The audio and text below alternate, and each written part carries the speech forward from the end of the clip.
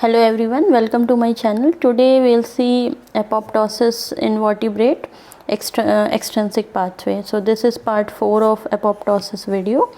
So if you have not watched my previous video, go to my playlist and watch that first. So यहाँ पे जो है apoptosis in vertebrate, ठीक है,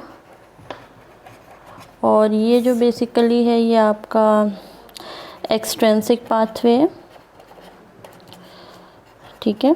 यहाँ पे जो सिग्नल होता है वो आपका सिग्नल बाहर से आता है, ठीक है। तो it occurs in presence of this signal, ठीक है।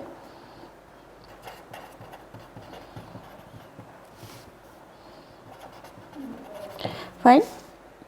सो यहाँ पे बेसिकली क्या होता है, एक आपका लिगेंड होता है, ठीक है।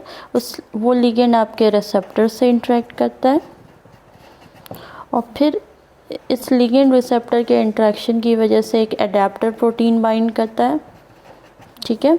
और ये अडेप्टर फाइनली आपका जो कैस्पेज है, इनिशिएटर कैस्पेज है,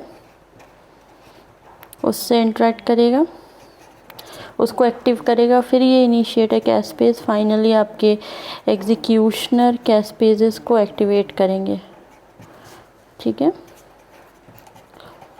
और फिर आपका जो है सेल डेथ हो जाएगी या एपोप्टोसिस हो जाएगा। सो this is a general mechanism, ठीक है, कि एक्सट्रेंसिक पाथवे में क्या होता है कि एक आपका लिगेंड रिसेप्टर का इंट्रैक्शन होता है, उससे अडेप्टर बाइंड करता है, फिर इनिशिएटर कैस्पेज इंटरेक्ट करते हैं और finally executioner caspase and then apoptosis. अब हम यहाँ इस पाथवे में एक एग्जांपल लेके पढ़ेंगे और वो एग्जांपल होगा आपका फैस लिगेंड और फैस रिसेप्टर का जो इंटरेक्शन होता है और उसकी वजह से कौन से अडेप्टर प्रोटीन एक्टिवेट होते हैं और कौन से एग्जीक्यूशनर और कौन से इनिशिएटर कैस्पेज एक्टिवेट होते हैं, that we will see in this video. So okay, so यहाँ पे क्या होगा, बेसिकली एक सेल होगा आपका, ठीक है। ये जो सेल है इसका हमें एपोप्टोसिस करवाना है, ठीक है। We want this cell to undergo programme cell death. तो इस सेल पे रिसेप्टर प्रेजेंट होंगे, ठीक है। और ये रिसेप्टर बेसिकली ट्राइमेरिक रिसेप्टर होते हैं, ठीक है, ट्राइमेरिक फैस रिसेप्टर, ठीक है।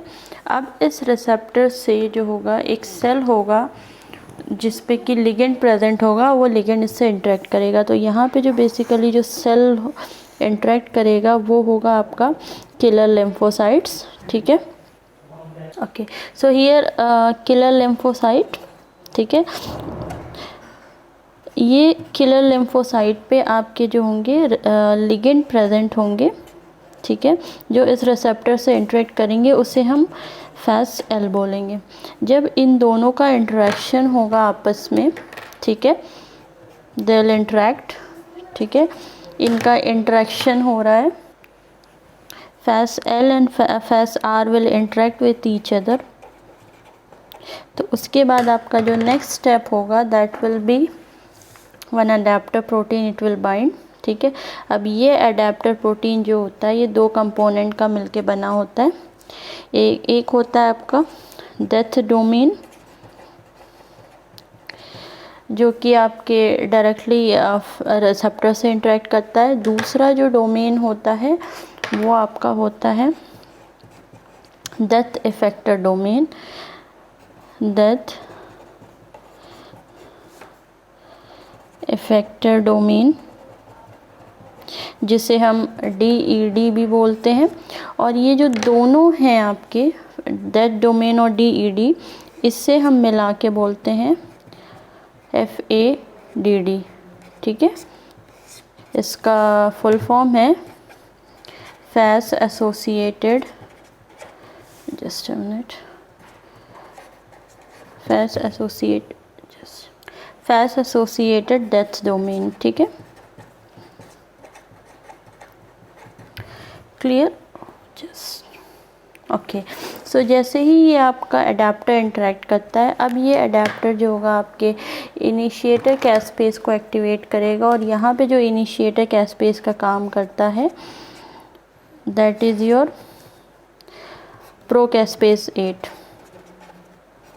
ठीक है, प्रोकैस्पेस 8 जो होता है ये इससे इंटरेक्ट करता है और फिर ये कैस्पेस 8 में कन्वर्ट होता है। फिर फाइनली आपका कैस्पेस 8 जो होता है प्रोकैस्पेस 3 को एक्टिवेट करेगा और प्रोकैस्पेस 3 कैस्पेस 3 में कन्वर्ट हो जाएगा। अब जो भी सेल को एग्जीक्यूशन करवाएगा, सेल डेथ करवाने का जो भी काम है वो कैस्पेस 3 करवाएगा। ठीक है, so now here one important thing, ये जो आपका डेथ डोमेन है, ठीक है, ये वाला ग्रीन वाला and this one orange DED, जो together we call it as FADD। ठीक है, तो फैड और प्रोकैस्पेस 8, ठीक है, तो ये तीनों जो है, ये तीनों, इससे हम कहते हैं डिस्क। ठीक है, इससे हम कहते हैं DISC, death inducing signalling complex. ठीक है, ओके, नाउ विल सी कि अब ये कैस्पेस क्या क्या काम करेगा। ठीक, okay, now this active caspase, okay, this active caspase 3, सबसे पहला काम इसका ये है कि जो भी साइटोस्केलेटन है इसको ये डिसइंटीग्रेट कर देगा। फाइन, फिर जितने भी न्यूक्लियर पोर प्रोटीन है, न्यूक्लियर पोर प्रोटीन, उन सबको भी ये ब्रेक डाउन कर देगा।